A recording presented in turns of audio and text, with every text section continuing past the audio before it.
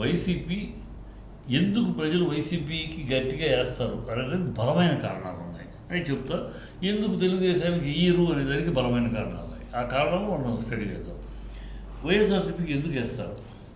వైఎస్ఆర్సీపీ ఈ 5 ఏళ్లలో 2 ఏళ్ళు కరోనా పోయింది. ఈ కరోనా పీరియడ్లో ప్రజల్ని ఆదుకున్నది, అంత దీంట్లో కూడా కరోనాని ఆదుకున్నది బ్రహ్మాండంగా ప్రభుత్వం ఆదుకుంది. అన్ని స్టేట్స్లో కంపేర్ చేస్తే ఆంధ్రాలో చాలా మరణాలు తక్కువ, ఇమ్మీడియట్ ఎఫెక్టివ్గా పనిచేశారు. సో అందరూ ప్రజలందరూ కూడా కరోనా సమయంలో మనం ఆదుకున్న ప్రభుత్వం కింద చూస్తున్నారు. అదొక పాయింట్. రెండో పాయింట్ వాలంటీర్స్. ఇదే గతంలో చంద్రబాబు ప్రభుత్వంలో ఇదే వాలంటీర్స్ లేనప్పుడు అప్పుడు ఏమైంది? ప్రజలందరూ క్యూలో నుంచుని ముసలోళ్ళు, ముతకోళ్ళు, గుంటోళ్ళు, నడవలేని వాళ్ళు, కిడ్నీ ప్రాబ్లమ్స్ ఉన్నాడు, క్యాన్సర్ ప్రాబ్లమ్స్ వాళ్ళు తప్పక వెళ్ళి ఆఫీస్ దగ్గర నుంచుంటే ఆఫీస్ దగ్గర పొద్దునే సాయం మధ్యాహ్నం దాకా కూర్చొని 11 12 ఆఫీసర్ వచ్చేవాడు. చూసి ఒక 4 క్లియర్ చేసి మీటింగ్ ఉంది, మీరు రేపు రండి అనేవాడు. మళ్ళీ ముసలాళ్ళు బరువుని పాపం వెళ్ళటం రావటం, కొన్నిసార్లు ఓపిక లేక వచ్చేసి అసలు వదిలేసుకుంటారు. ఎందుకంటే వాళ్ళకి పాపం వెళ్ళాలంటే ఎవరో మనవడో, కొడుకు, కోడలు ఎవరో ఒకటి. మరి ఇప్పుడు మోడీ మేనియా ఉంది కదా, ఇటు మోడీ మేనియా ఉంది, రామ మందిరము, పవన్ మేనియా ఉంది. మోడీ మేనియా ఆంధ్రాలో లేదు. ఆంధ్రాలో మోడీ మేనియా లేదు. ఎందుకంటే ఆంధ్రాకి తీరని ద్రోహం చేసిన బీజేపీ అనేది ప్రజల్లో ముద్ర పడిపోయింది. ఆ ముద్ర కూడా చంద్రబాబు కారణం. చంద్రబాబు ఆ ముద్రను తయారు చేశారు. సో అది ఇమీడియట్గా ఏదో పోతుంది అనుకుంటే భ్రమం. అది దేశమంతా ఉంది, మోడీ వేవ్ దేశంలో ఉంది, దాన్ని కాదని. ఇక్కడ మన ఆంధ్రాలో మోడీ మీద ఎవరు ప్రేమించేవాళ్ళు లేరు. ఎందుకంటే మోడీ ఏదో అన్యాయం చేశాడు, చంద్రబాబు బాగా నొక్కి తన మీడియాతోటి చేశాడు. అందువల్ల 2018లో బీజేపీ మీద వ్యతిరేకం వచ్చింది ప్రజలు. ఆ వ్యతిరేకం అంత ఈజీగా పోవడానికి ఏమీ లేదు. ఒకవేళ పోయేది మోడీ ఎప్పుడు వచ్చుండేది? చంద్రబాబు కనుక మోడీతో మీటింగ్లో ఉన్నప్పుడు ఓ హామీలు ఇప్పించుంటే వైజాగ్ స్టీల్ ప్లాంటు మేము అమ్మట్లేదు, ఈ రైల్వే జోను ఇమీడియట్గా సెటిల్ చేస్తాము, వైజాగ్ రైల్వే జోన్ చేస్తాము, స్పెషల్ స్టేటస్ ఇస్తాము, ఇలాంటి కడప స్టీల్ ప్లాంట్కి ఇమీడియట్గా శాంక్షన్ చేస్తాము, ఇలాంటి కనుక ప్రామిసులు స్టేజ్ మీద చేస్తే మోడీకి మారేది. ఆహా, మోడీ మనకు ఏం చేయలే. ఏమి చేయకుండా చంద్రబాబు గారిని సులువుగా రాష్ట్రం కోసమని సులువు మాటలు తప్పితే క్లారిటీగా లేదు. సో ప్రజలు అంత ఈజీగా మాట్లాడలేదు. ఇక్కడ ఇన్ని కారణాలు వైసీపీకి వాలంటీర్ సిస్టము. ఇవాళ ఆడవాళ్ళు, ముసలాళ్ళు అందరూ కూడా అబ్బా పొద్దున్న లేస్తే 6ంటికి తలుపు తట్టిస్తున్నారు.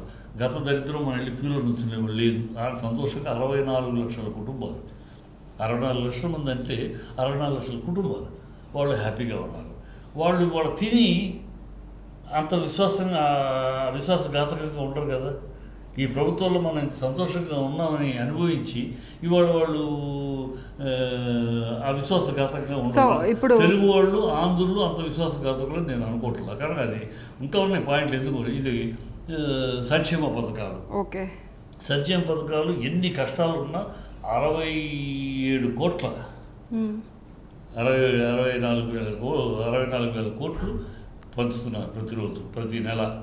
ఇది ఇవాళ చంద్రబాబు వచ్చి దాన్ని మొదటిదాకా తిట్టి, ఈ సంక్షేమ పథకాల శ్రీలంక అయిపోతుంది తిట్టి, ఈ వీళ్ళని వాలంటీర్లు తిట్టి, గోళ్ళు మూసేవాళ్ళని, అమ్మాయిల అడ్రస్లు తీసి అమ్మాయిలు మిస్సింగ్ కారణం ఇలాన్ని మాట్లాడి ఇవాళ మిమ్మల్ని మేము గౌరవిస్తాం, వాలంటీర్లు మీకు 10,000 పిలుస్తామంటే ప్రజలు నమ్మట్లేదు. చంద్రబాబు నమ్మే పరిస్థితి లేదు. ఇన్ని కారణాలు వైసీపీకి ఓటు రావాలి. ఏ కారణం చేత చంద్రబాబును కోరుకోవాలి? చంద్రబాబు గత 5 సంవత్సరాలు పరిపాలించినప్పుడు ఏం చేశాడు? భ్రమలు కల్పించాడు, ఫోటోలు చూపించాడు. ఒక్క విషయం కూడా అసలు వీళ్ళ ముగ్గురే కలిపి మేనిఫెస్టో చంద్రబాబు సంతకం చేసి 3 ఫోటోలు పెట్టారు 2014లో. ఏం చేశాడు? ఒక్కటి నెరవేర్చలేదు. సో ఈ మోసగాడు, అబద్ధాల కోరు, ఊరిని హడావిడి తప్పితే కొట్టలేదు అనే కారణం చేత వేస్తారా ఓట్లు? లేదు. పవన్ కళ్యాణ్ కెద్దు వేయాలి. పవన్ కళ్యాణ్ నిన్నదాకా చంద్రబాబుని, లోకేష్ని మా అమ్మని తిట్టావు, పౌరుషహీనున్నా నేను అంతు చూసేదాకా నిద్రపోను, నా పేరు పవన్ కళ్యాణ్ కాదన్నా.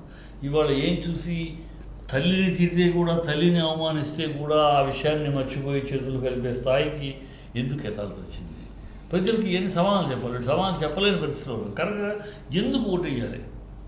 మీకు ఈ కూటమికి ఓటేయాల్సిన అవసరం ఏంటి? మీరు నేను తిట్టుకున్నారు, రేపు తిట్టుకోరని గ్యారెంటీ ఏంటి? మీరు మోడీ తిట్టారు, మోడీ మిమ్మల్ని తిట్టాడు, మీరు ఒకళ్ళొకళ్ళు తిట్టుకుని చీ అని నువ్వొంకంటే నువ్వొంకని నువ్వు అనించబడ్డ నువ్వు అని తిట్టుకుని ఇవాళ మేమంతా కలిసి వస్తున్నాం, దొంగలందరం కలిసి వస్తున్నాం ఓట్లు వేయమన్నట్టు వేస్తారా? సో ఇన్ని ఈక్వేషన్స్ వల్ల ఖచ్చితంగా వైసీపీకి ఎడ్జ్. 175 అనేది ఎందుకన్నాడు? ఒక పొలిటికల్ మైండ్ గేమ్ అది. ఓకే, మైండ్ గేమ్ అంటే అంత స్ట్రాంగ్గా ఉన్నామని ఓటర్స్ మధ్యలో మైండ్లోకి ఎక్కించడం కోసం చెప్పిన మాట. సో అట్లయితే ఇప్పుడు ఈ సర్వే రిపోర్ట్స్ 50-50 చూపించినా, లేకపోతే వైఎస్ఆర్సీపీకి ఫేవర్గా చూపించకుండా కూటమికి ఫేవర్ చూపించినా, అండ్ 4th మాత్రం రిజల్ట్ మొత్తం తారుమారు అవుతుంది, ఇది టీడీపీ ఆడే మైండ్ గేమ్ అంటున్నారు. అంతే, టీడీపీ ఆడే మైండ్ గేము, ఈ బెట్టింగ్ల కోసం ఆడే మైండ్ గేమ్లు అంతే తప్పితే ఇట్లా వాస్తవాలు లేవు. ఎందుకంటే క్రెడిబిలిటీ ఉన్న వాళ్ళు, క్రెడిబిలిటీ ఉన్న నేషనల్ ఛానల్స్ కానీ ఈ కానీ వైసీపీకి చెప్తుంది 110, 105, 104 అవచ్చు, 115 అవచ్చు. నేను 115 చెప్పాను, 110, 120 చెప్పిన వాళ్ళు ఉన్నారు. ఆ క్రెడిబిలిటీ ఉన్నది. క్రెడిబిలిటీ లేని పుట్టగొడుగులు లాంటి ఇవన్నీ ఏదో వాటికి ఉన్నట్టు వాళ్ళు వాళ్ళ ఊహ అదే కాళిదాస్ కవిత్వం కొంత అయితే నా పైత్యం కొంత అని ఒరిజినల్ ఒక కొంత ఉంటే దాన్ని వీళ్ళే ఊహించుకుని దాన్ని ఎక్స్టెండ్ చేసి వీళ్ళ పైత్యాన్ని పెట్టి చెప్పడం. అందుకని 14 సీట్లు ఎవరన్నా రాస్తారమ్మా? 14 నుంచి 24 కేకే 14 సీట్లు నమ్ముతాడు ఎవడన్నా? 6 ఏళ్ళ పిల్లడు కూడా నమ్ముతాడా వైసీపీకి 14 సీట్లు వస్తాయంటే?